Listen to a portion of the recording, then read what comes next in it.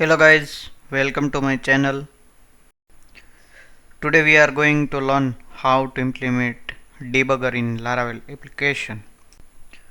When our application is too large and we joining lots of table in one query, and that time we need to integrate Laravel debugger for optimizing a query because our application is large and too much data available in database. That time we need to optimize query and reduce the response time. That time we need to look into query and we need to optimize it.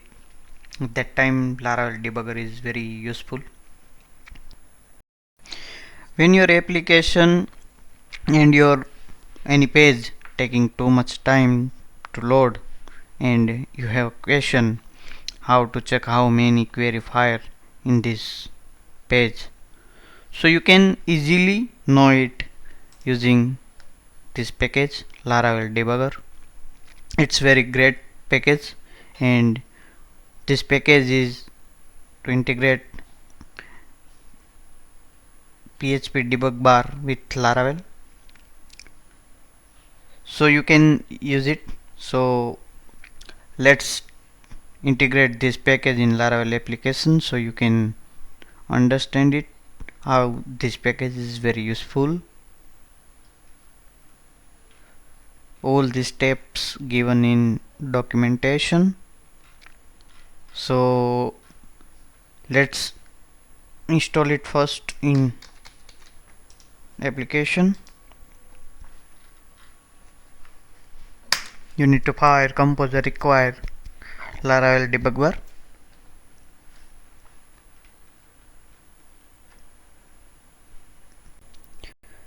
Package installed successfully.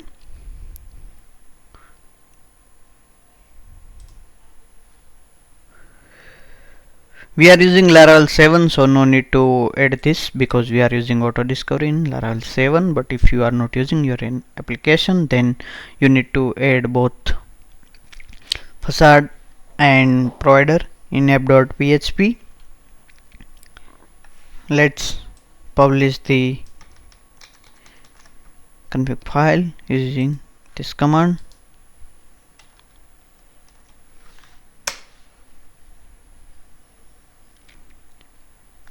Debugger.php generated successfully. Let's check in editor.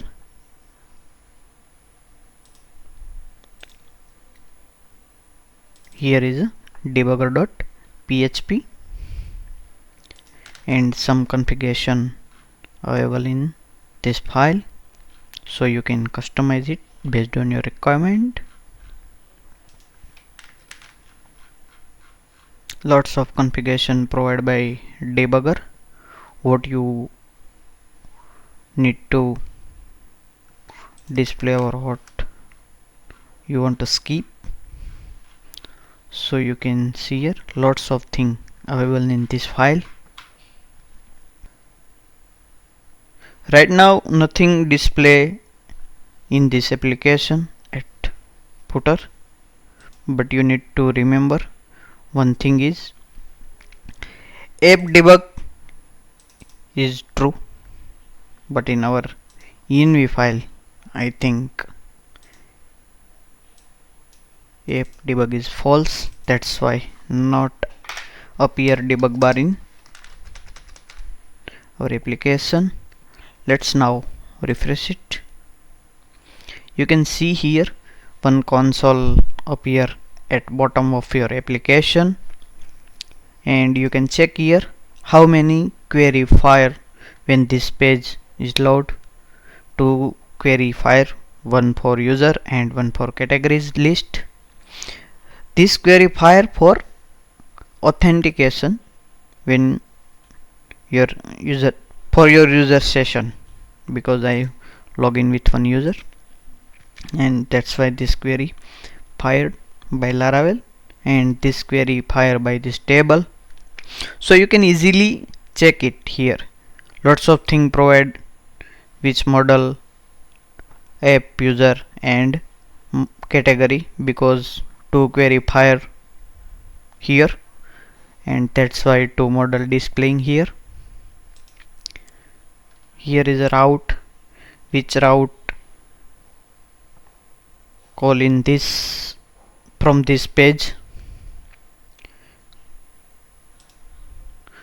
You can see here exception, you can see here timeline, also you can see here messages, session, which session,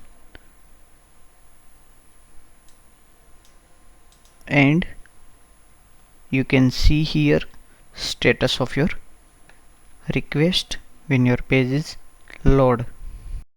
So when your application is under developing, you just need to put app debug true, and on production you just need to put false, so this debug bar is hide false, and just refresh, and this bar is not displaying more. Let's make it again true, and you can see your debug bar is appear again. Also you can enable and disable this console runtime. You can see here enable and disabling on runtime. You just need to disable, open this category controller and just put it here, debugger disable, because this page is rendering, and just refresh it, and you can see here debug bar is not displaying anymore. So you can easily enable and disable it. Let's remove it and refresh it. You can also see here how many page and how many file injected in this page. So you can see here list of all the files. This message console, how to use, let's take one example. If you want to display this category collection, that time you can use this info method and display it here in message console. You just need to specify category object and just refresh it. You can see here full collection of categories.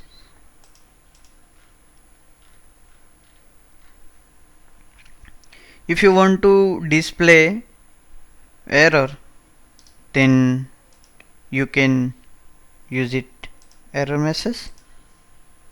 Remove this and specify here error. Let's refresh the browser. You can see here, if you want to display warning, then use warning method and refresh. So lots of thing provided by this package. You can easily use it. It's a very easy implementation and you can easily use it and solve your problem of query optimization and timing of page loading. Thank you for watching video. Please do not forget to subscribe my channel. Please like, share and comment on video. Thank you.